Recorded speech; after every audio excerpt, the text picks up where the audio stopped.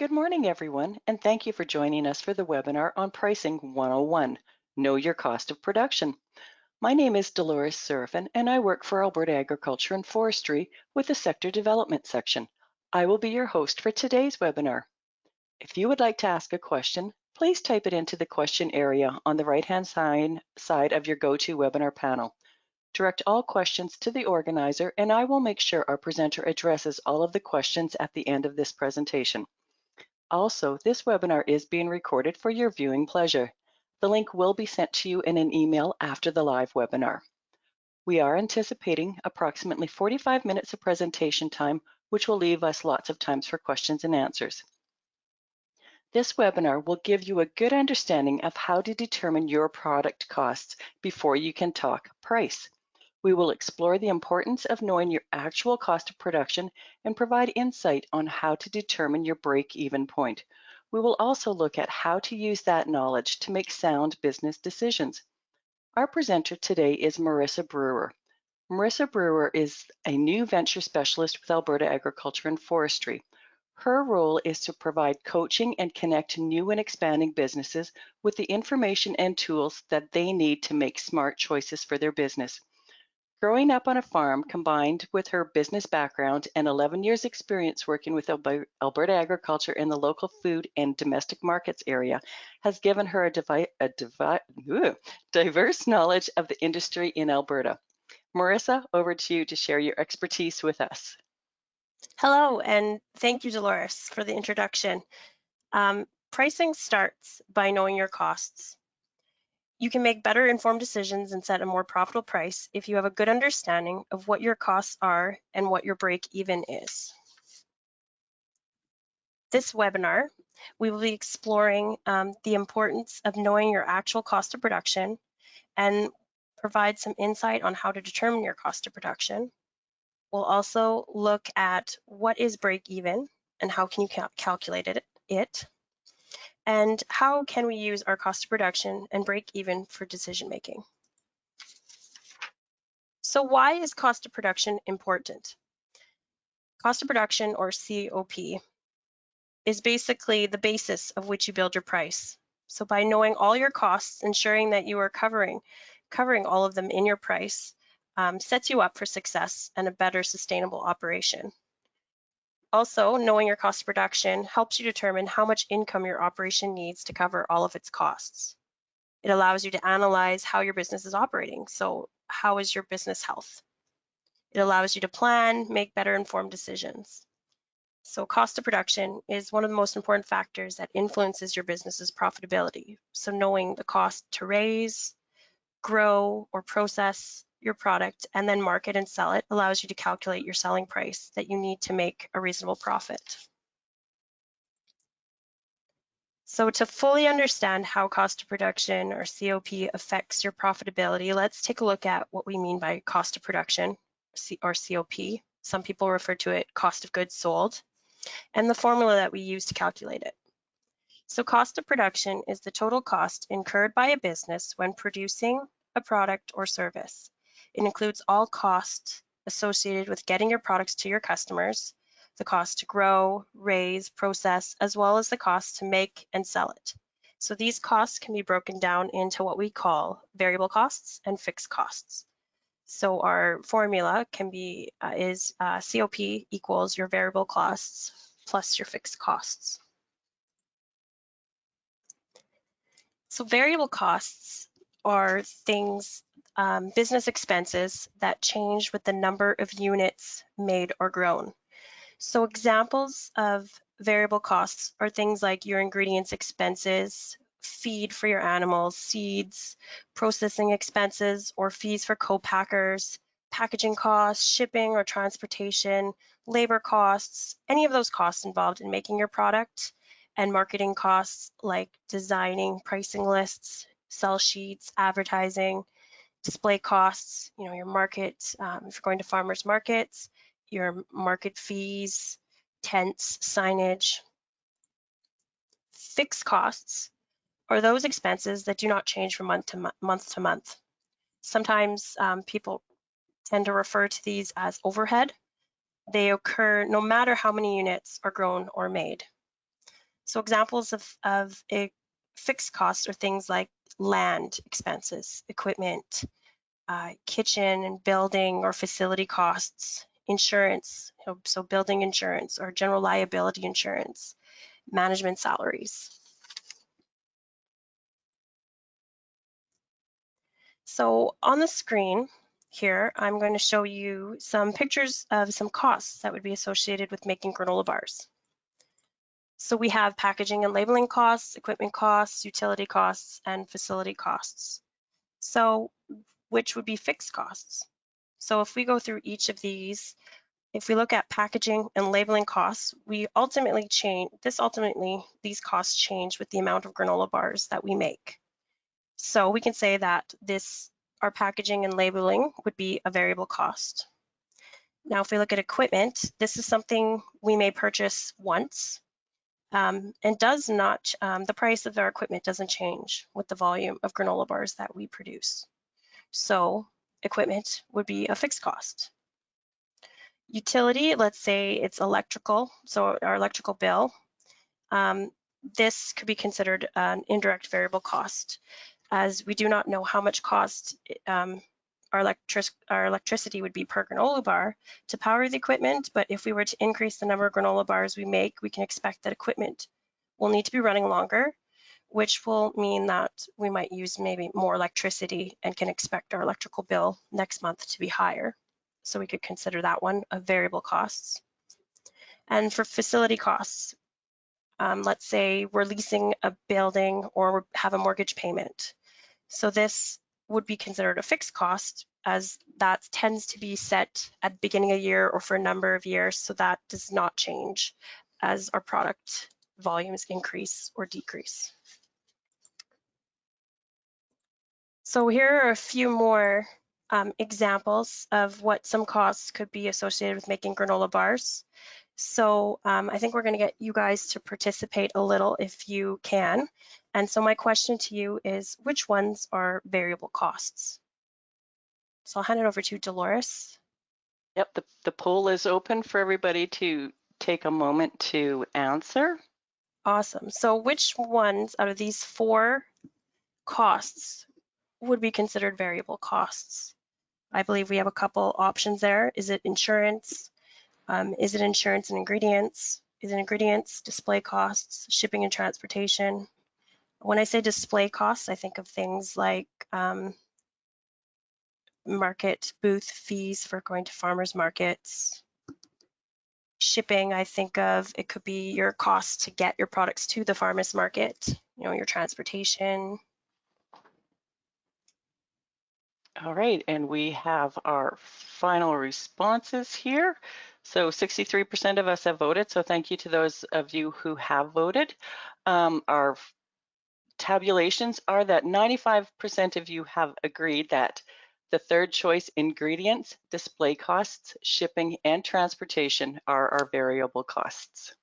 Excellent. So you guys are pretty smart. Yeah, those are the 3 variable costs on the page here that we would consider it as variable costs. Excellent. Well, thank you for participating. Let's look at another couple scenarios. So if we know all our costs involved with making or growing our product, it makes it easier to set a price and determine whether we will remain profitable or if something needs to change. We would know exactly where those extra costs are coming from, or we would know what we can or need to change to remain competitive. So sometimes the changes that we face, we can change and some we can't, but understanding what all our costs are, we can kind of take a better look and make better decisions. So let's look at a scenario here. So say again, we're still making granola bars and our production grows from 100 cases to 150 cases. So in this scenario, our variable cost would increase. We'd require 50%, say more rolled oats. Let's say our granola bars have been for sale now for a few months, and we notice that we're not making any sales and realize that maybe we've priced our granola bars too high. So we'll need to determine if we can afford to decrease the price. right? So we're selling them right now at $4.25.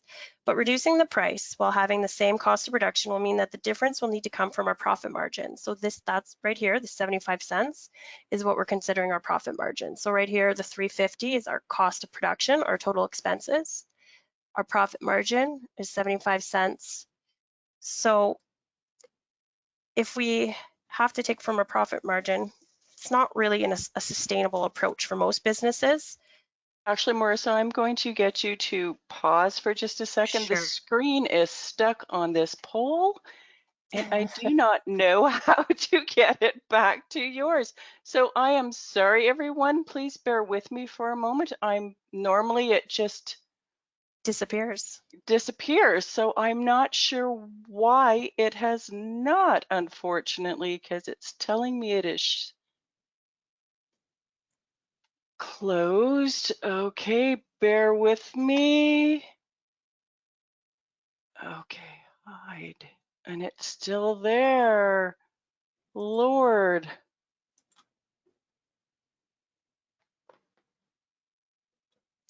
Sorry, I am just trying a few things here, people, to make sure that I can get this to work. So once again, I apologize. I am not sure why it's doing what it is doing, and that is not what I want. Because if I press my quit button here, I lose it all. Huh. Okay, Marissa, what I'm going to do is I'm going to take the presenter back Okay. to me, I think, Sounds good. and we'll see if that works. I'm very sorry, everyone. That's okay. You can blame me for wanting to do a poll. Normally it works perfectly, so I'm not sure why it's doing what it's doing. Okay, let's try this again. Make presenter. Oh, and it's still showing the poll. Oh my goodness. I am so sorry, everyone. If you have to delete the poll, just delete it. I know, but I can't even, if I delete it, it's ending the webinar for me. Oh, that's no good. No. Okay, hide. Okay, try again to, let's see, we'll try again to view your screen, which we should. Okay, it's saying waiting to view your screen. So do you have something, Marissa, that says share screen again?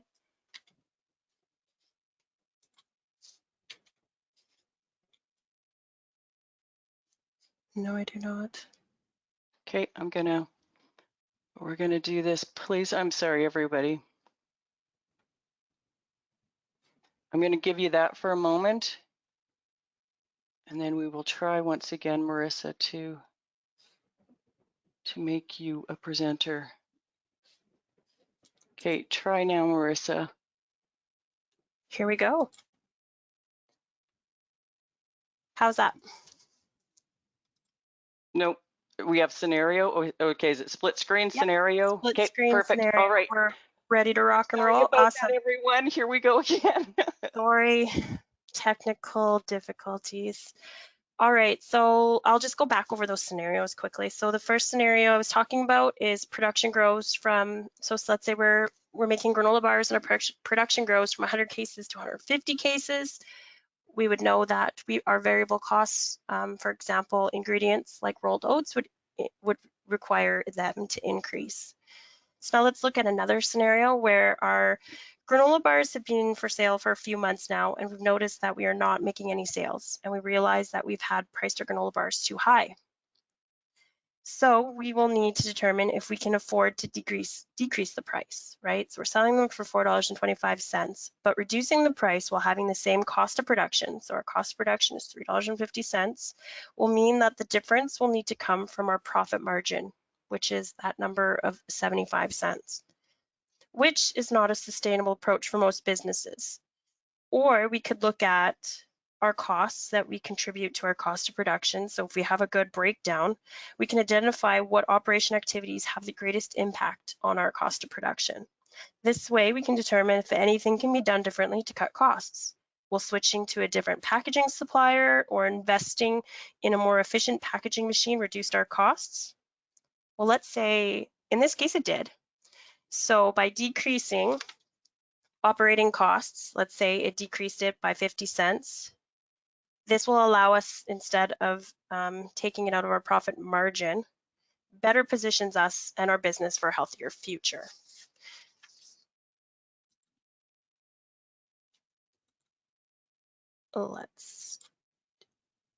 Sorry about that, just switching gears here.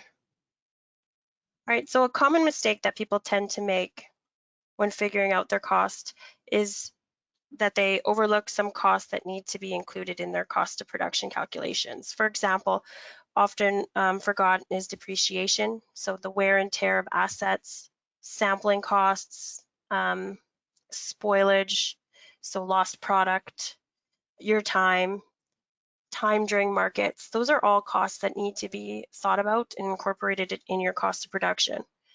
When some costs are unaccounted for, the task of making good management decisions is like trying to make a puzzle without all the pieces. You don't get an accurate picture of your total cost of production,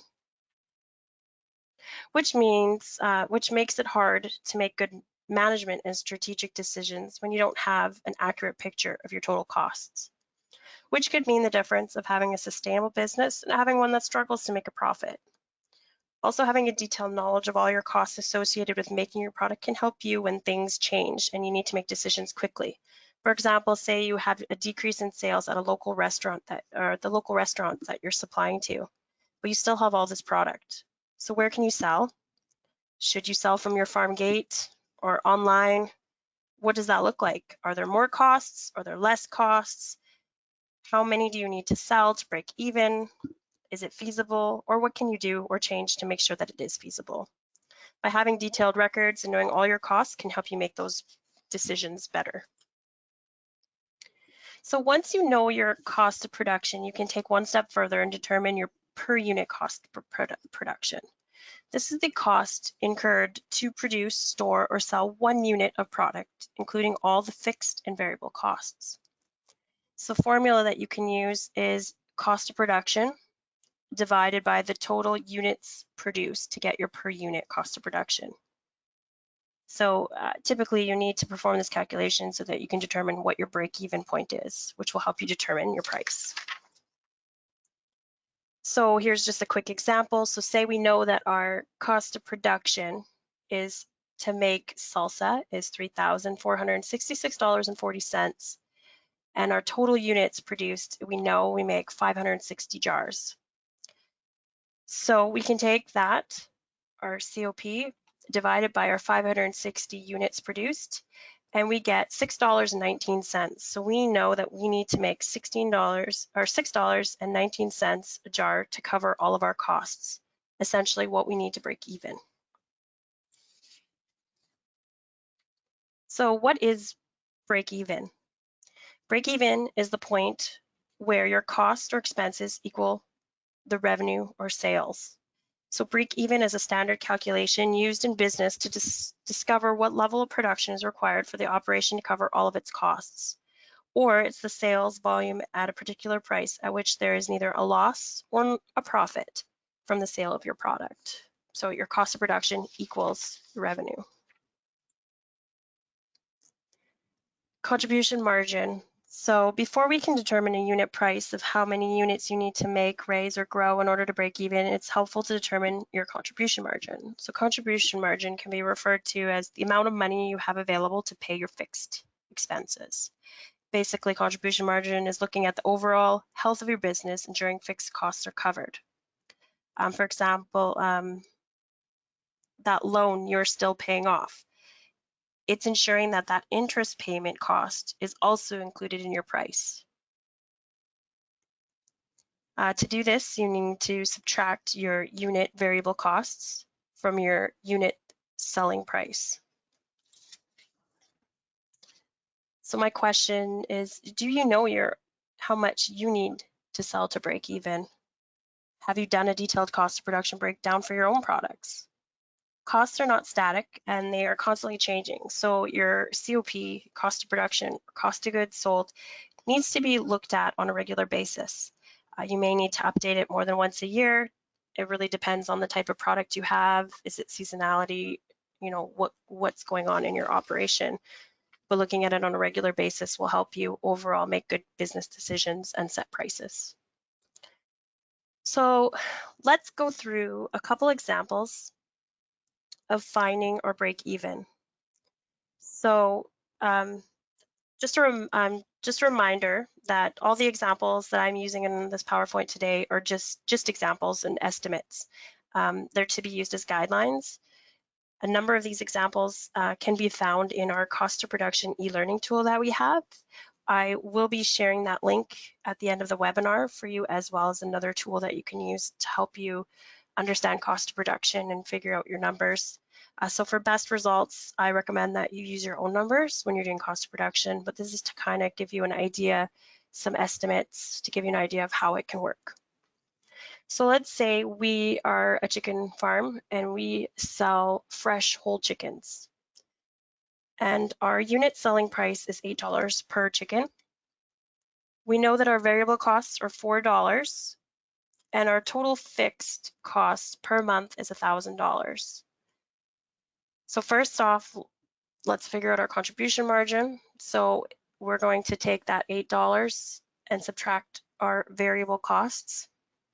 Then we can take that number and subtract it from our total monthly fixed cost of $1,000 to figure out that we will need to sell 250 chickens to break even. Say we know that we have 250 chickens, okay? But what price per unit would we need to break even? So if we know the price and we know our fixed costs, we take our $1,000 fixed cost divided by our 250 units that we make, plus our variable costs, we can find out that our per unit price to break even would be $8. So that's just another way to do it. Another scenario is, let's say let's talk about a company called Salsa Alta. So they've done their due diligence and have kept some great records and tracked all of their costs. They are a small company that makes salsa products that is being sold directly to customers at farmers markets. The product is sold in 500 milliliter jars and they process about 20 batches, which takes approximately 1 hour to make in a rented commercial kitchen. So considering the setup, prep, cooking, and cleanup time required for each batch, only 7 batches are produced per day. Initially, the owner was only renting the kitchen for 6 hours per day, but changed to 8 hours after she realized that processing more batches meant that she could spread her labor and rent costs over a greater number of units, thereby lowering her per unit production costs through the increase in efficiencies gained by prepping the next batch while the first batch was cooking. So she makes about 6 to 7 batches at one time, rents a commercial kitchen, makes approximately 140 jars per week, and sells at 6 local markets per week. So she has kept great records. They've done their due diligence, and so they have it broken down here of all their variable costs per jar. So we know that it's $6.02 is their variable costs. Their Salsa Alta has been running for a few years now and has paid off all their startup loans, so that is not included. So their fixed costs are very straightforward right here. But certainly that might be an item that you would need to include in your fixed costs, or for example, like an operating interest of a loan. Also, if you're starting up, startup costs could be things that you include like lab analysis, label design costs, equipment costs, logo design, website design, licenses, all those types of things can be considered. But for this example, we'll keep it pretty simple. So what we want to know is, what is our per unit price to break even? So we want to know, how much do we have to sell it for to break even? So if we can go back here and figure out what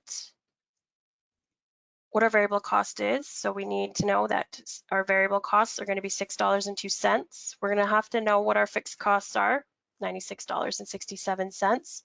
And we're going to have to know what our per unit is. So we're going to want to take our 140 jars per week over here and make it into how much, a monthly number. So we're going to take our 140 jars per week and times it by 4. So we're going to take those figures and put it into our equation. So we are going to take our $96.67 fixed costs and that 140 jars per week times 4 to get our 560 units per month, plus our variable costs to get a per unit price to break even of $6.19.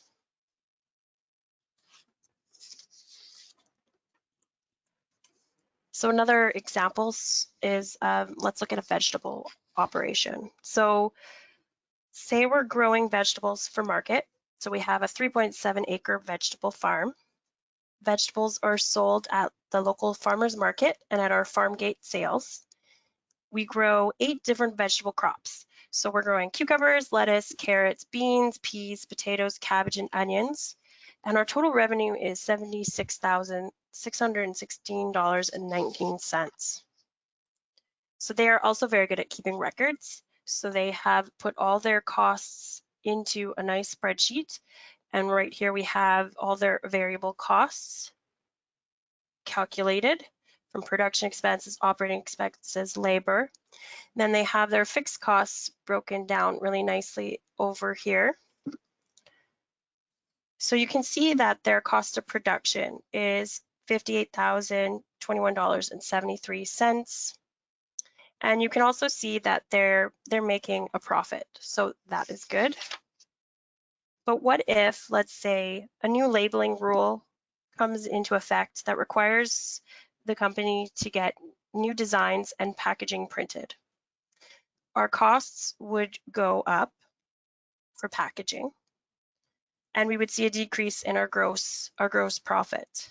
This is something that is out of our control, but sure does eat up a chunk of our profits, right? So it's important to watch that and see where it's coming from, make sure that we're still making a profit. Or what if a competitor at a farmer's market reduces her prices and we need to follow suit, or we lose customers? This reduces our revenue from 76,000 to about 66,720 some dollars. We are still able to break even, but you may not feel that a $4,000 gross profit is worth it.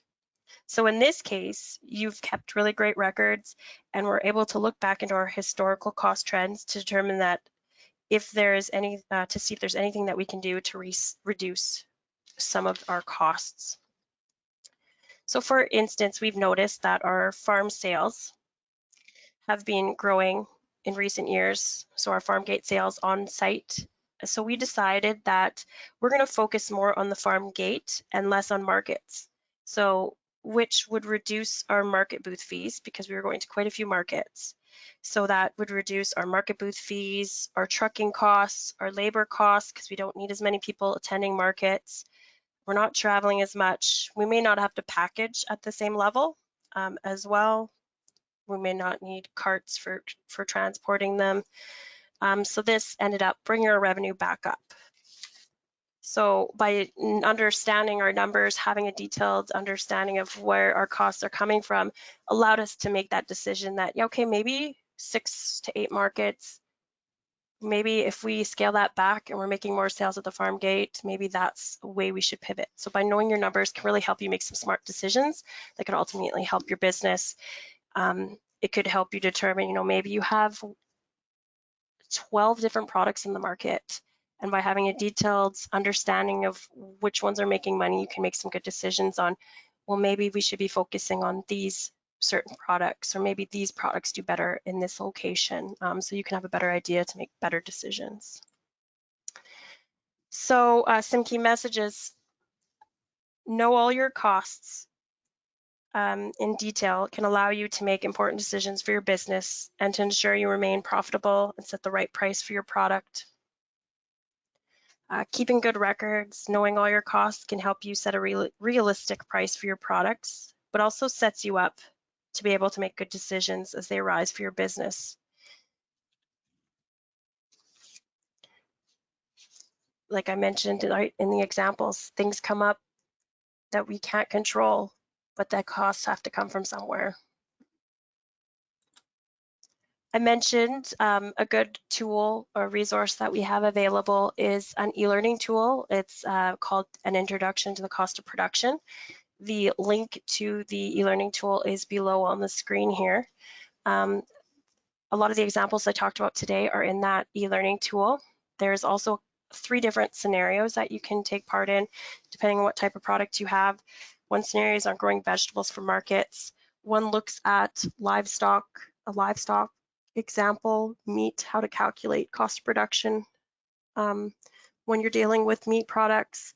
And there's one also on salsa, a value-added product, so how you can calculate costs with that. There's some templates too at the end, so that might be worth taking a look at if you want some more information and want to go a little more detail with your own costs. Also, Alberta Agriculture has a program called Agri-Profits. So if you're a grower or a producer and you're looking for a very detailed program, it might be worth looking into Agri-Profits as a resource as well. Through the program, they collect farm survey data is used for generating financial statements, customized economic reports and benchmarks. These can differ depending on the type of operation you have, but it's definitely a good resource to look into if you're a grower or a producer. And that's it. It's pretty basic, high-level information. We can open it up for questions now. I'm going to take some questions. If you don't get your questions answered today, feel free to reach out to Dolores, myself, or call the Ag Info Center at 310 Farm, and we'd be happy to see if we can help you if your questions don't get answered today. All right, perfect. So while I'll give you all an opportunity to type in your questions, if you have any, I will start with one that I do have. Do I include a wage for myself in my COP? That is a good question. Yes, it's definitely important to include a wage for yourself when figuring out your cost of production. Many people may not pay themselves at the beginning, but eventually you're gonna need to pay yourself. If you were, say, to get injured and you're the main person who does the picking or the baking or creating the products, in order to keep production going, you're going to need to hire someone in the interim anyways. So that expense has to come from somewhere. So it's good business. So it should be included in your cost of production somewhere. Even if, like I said, you're not able to pay yourself at the beginning, it should be included when you're figuring out your costs and determining your price. Great, thank you. Is there a registration fee for the business analysis course? Are they referring to the profit, Agri-Profits? I'm not sure. So the person who asked it, if you can give some clarification on that, that would be fantastic. So I will go to my next question and come back to her response in a moment. Why can I not use a competitor's pricing to determine my price? So I would say that it's definitely not ideal to use a competitor's price solely to determine your own product's price. You can use their price as a strategy to help you price your own product, which I will talk a little bit about in a webinar next week. We're going to touch a little bit on a few different pricing strategies. But it's really important that you figure out what your costs are and your own break even is first before you start using competitors' price to help you set your own price. Because your costs are not going to be exactly the same as your competitors. So you might have higher production costs or lower production costs or spend less on packaging and more on packaging. So by not figuring out your own break even, you're doing yourself a disservice. You won't know if the price you chose is actually going to be viable, and you run the risk of not covering all your costs and not giving yourself a very accurate picture of your operation. So you're not going to set yourself up for success. All right, thank you. Yeah. What's the average good profit margin in a packaged food industry? Average profit margin. So there's, can you repeat Okay, I'll which repeat it. industry she talked about? She's in the packaged food industry. It really depends on where you're deciding to sell your product. There's no magic number of what an average profit margin would be. Getting into retail, that's something if you want to talk a little more about one-on-one, we can, depending on what your product is. It could be slightly different. But if you're looking at getting into the retail world, I would recommend looking at keeping margins of like 40 to 50% for getting into retail. But definitely that's something we can, talking about price, that's something we can talk about. There's so many different elements of price. And today was very, very high level and can be very specific depending on what you're getting into. We could spend days talking about pricing and cost of production. So if you want to talk more specifically about maybe your product, we can talk about that. But to give you an exact average, I think I'd be doing a disservice till I knew where you're planning to go and what kind of product you had. All right, fair enough. Thanks, Marissa. I still have not heard back about the registration fee, so hopefully that Okay. person will get back to me. If they're talking Go about ahead. egg group profits, it is free. There's some, but I'd recommend looking more into it to determine. But if it's a different program, yeah, please reach out. Let us know and we can get back to you. All right, thank you. Next question. I do not quite understand the difference between a variable and fixed cost. Can I not just roll all of the cost equally into my COP? By separating your fixed costs and variable costs allows you to calculate your break-even point easier. Figuring out your per unit by just rolling them all together doesn't allow you an accurate depiction of your prices. However, if you find yourself going through your bookkeeping records and getting confused determining which are fixed or which are variable costs, don't worry too much about it, categorizing them. The real focus should be on making sure that all costs are accounted for, so you have an accurate picture of your costs. Switching it, breaking it into variable fixed costs, you can kind of have that gray area as long as you're accounting for them somewhere, right? It's important. Excellent.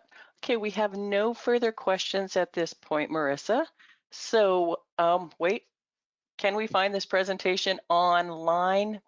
No, you cannot. However, Marissa, are you willing to share your presentation after this? Yes, I We've had a am. Yeah. few questions. Okay. So I will send that out to everybody who is registered for the webinar, the PowerPoint presentation that Marissa is using today so that you can have a better look. And you will also get the recording of this as well. All right, so thank you, Marissa, for your presentation today. I think a lot of us learned a whole lot today. I know I'm always surprised with how smart you guys are. So thank you to everybody for attending this webinar today. And after the webinar concludes, a survey will appear on your screen. We would definitely appreciate your feedback here. And also, just to let you know, to please join us for another webinar on June 25th. It's on pricing and it's called Adjusting for Change. Marissa did allude to it for a little bit earlier. I think it'll give you a whole lot more information that you could potentially need. If you do need the registration link for it, please just reply back to one of the emails that you will get from me following this webinar, and I will send you out the registration link. And that answered the other questions that just came up about how do we get the registration link. So thanks again, everybody, and have a great day. We'll chat later. You too. Any questions, again, feel free to reach out. And again, that e-learning tool is available if you want to dive into it a little more with your own numbers. All right, excellent. Thank you, everyone. Bye-bye. Bye.